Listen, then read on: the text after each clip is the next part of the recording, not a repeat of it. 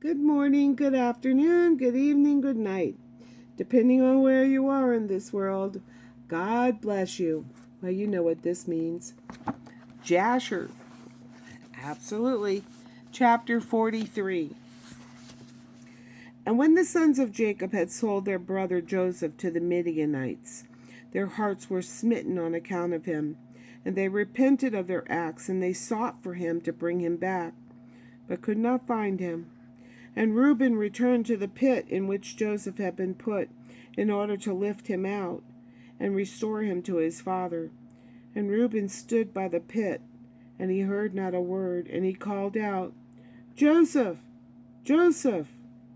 And no one uttered a word. And when Reuben said, Joseph has died through fright, or some serpent has caused his death. And Reuben descended into the pit, and he searched for Joseph, and could not find him in the pit. And he came out again. And Reuben tore his garments, and he said, The child is not there, and how will I reconcile my father about him if he be dead? And he went to his brethren, and found them grieving on account of Joseph, and counseling together how to reconcile their father about them.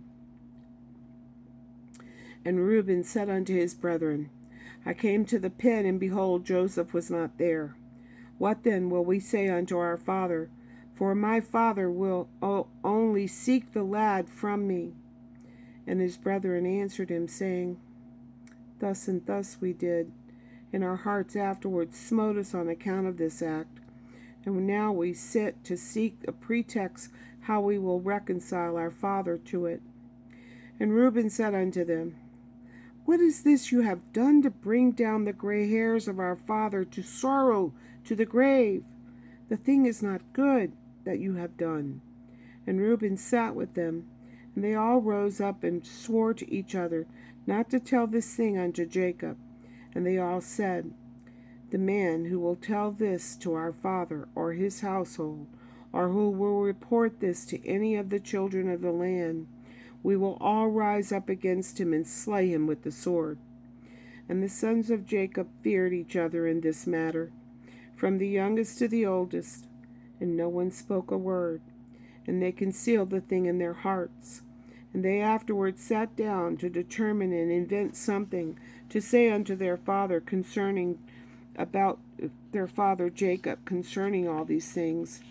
And Issachar said unto them, Here is an advice for you, if it be seem good in your eyes to do this thing. Take the coat which belonged to Joseph, and tear it, and kill a kid of the goats, and dip it in its blood, and send it to our father. And when he sees it, he will say, An evil beast has devoured him. Therefore tear you his coat, and behold, his blood will be upon his coat. And by your doing this we will be free of our father's murmurings. And Issachar's advice pleased them, and they hearkened unto him. And they did according to the word of Issachar, which he counseled them. And they hastened and took Joseph's coat and tore it. And they killed a kid of the goats, and dipped the coat in the blood of the kid, and then trampled it in the dust. And they sent the coat to their father Jacob by the hand of Naphtali. And they commanded him to say these words, We had gathered in the cattle, and had come as far as the road to Shechem, and further, when we found this coat upon the road in the wilderness, dipped in blood, and in Midianim took the silver.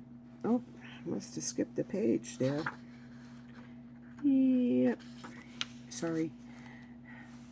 Dust, and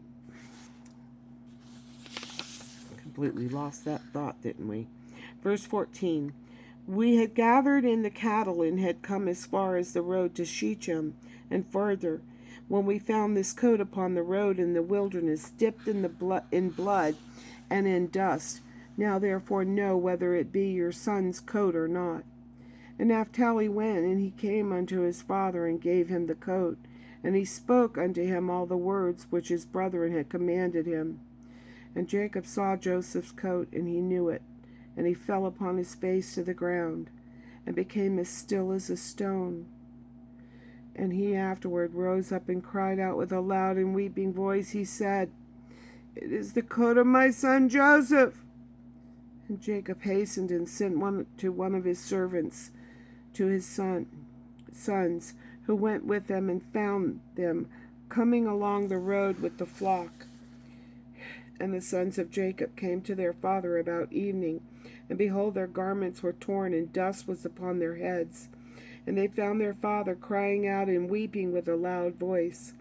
And Jacob said unto his sons, "Tell me truly what evil you have this day suddenly brought upon me."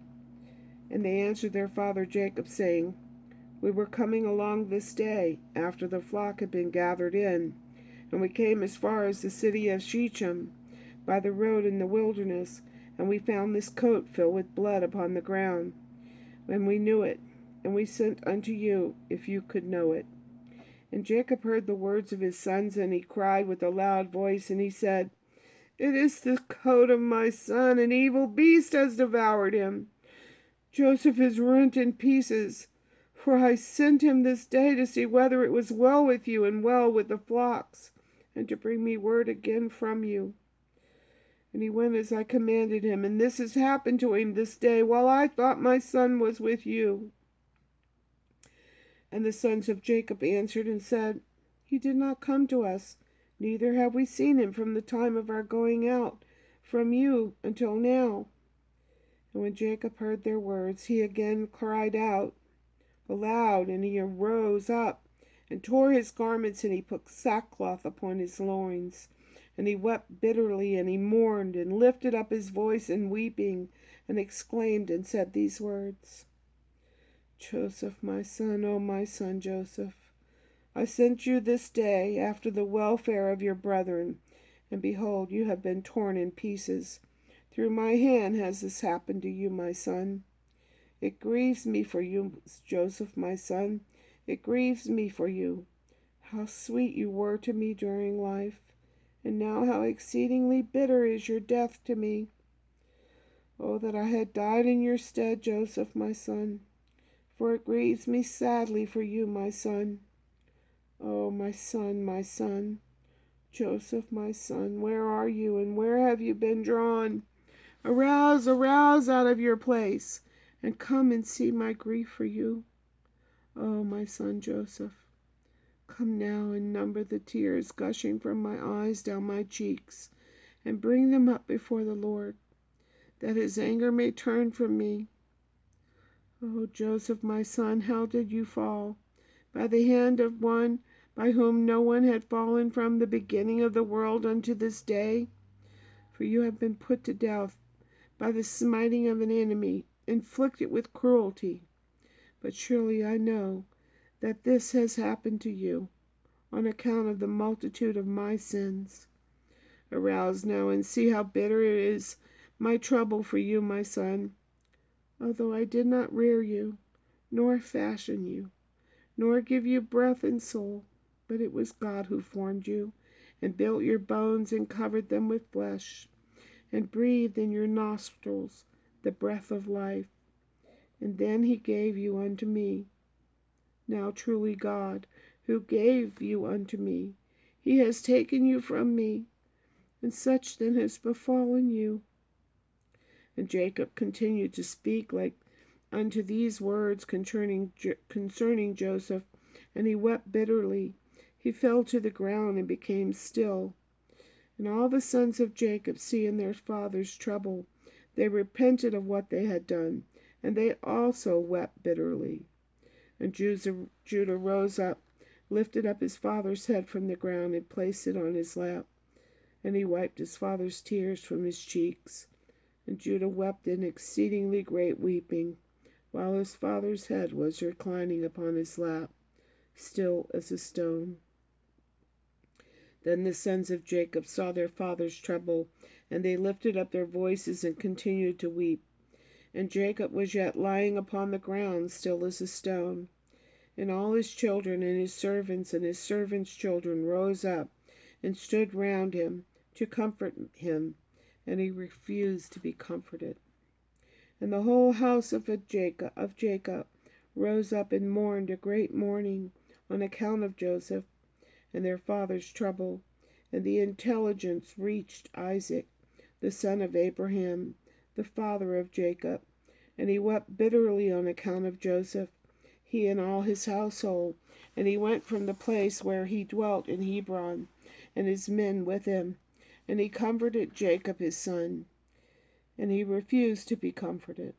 And after this Jacob rose up from the ground, and his tears were running down his cheeks, and he said unto his sons, Rise up, take your swords and your bows, and go out into the field, and seek whether you can find my son's body, and bring it unto me that I may bury it.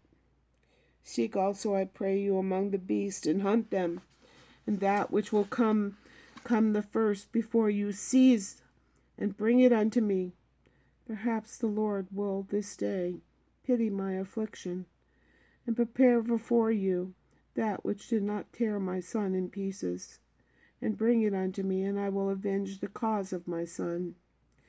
And his sons did as their father had commanded them, and they rose up early in the morning, and each took his sword and his bow in his hand, and they went out into the field to hunt the beast.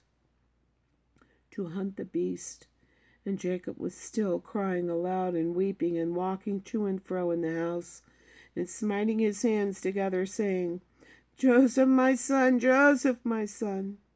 And the sons of Jacob went into the wilderness to siege the beast. And behold, a wolf came toward them, and they seized him, and brought him unto their father. And they said unto him, This is the first we have found, and we have brought him unto you as you did command us, and your son's body we could not find. And Jacob took the beast from the hands of his sons, and he cried out with a loud and weeping voice, holding the beast in his hand. And he spoke with a bitter heart unto the beast, Why did you devour my son Joseph? And how did you have no fear of the God of the earth, or of my trouble for my son Joseph? You did devour my son for naught, because he committed no violence, and did thereby render me culpable on his account. Therefore God will require him that is persecuted. And the Lord opened the mouth of the beast in order to comfort Jacob with its words. And it answered Jacob and spoke these words unto him, As God lives, who created us on the earth, and as your soul lives, my Lord, I did not see your son, neither did I tear him to pieces, but from a distant land I also came to seek my son, who went from me this day. And I know not whether he be living or dead. And I came this day into the field to seek my son. And your sons found me and seized me, and increased my grief, and have this day brought me before you. And I have now spoken all the words to you. And now therefore, O Son of Man, I am in your hands, and do unto me this day as it may seem good in your sight. But by the life of God who created me, I did not see your son, nor did I tear him to pieces, neither has the flesh of man entered my mouth all the days of my life. And when Jacob heard the words of the beast, he was greatly astonished, and sent out the beast from his hand, and she went her way.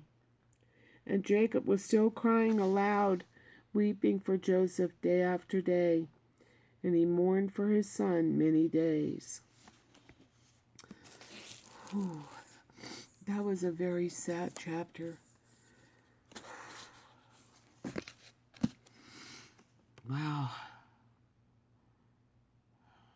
I think about the things that people do, unaware of the consequences, or what could happen from their foolish actions. And as always, I love you.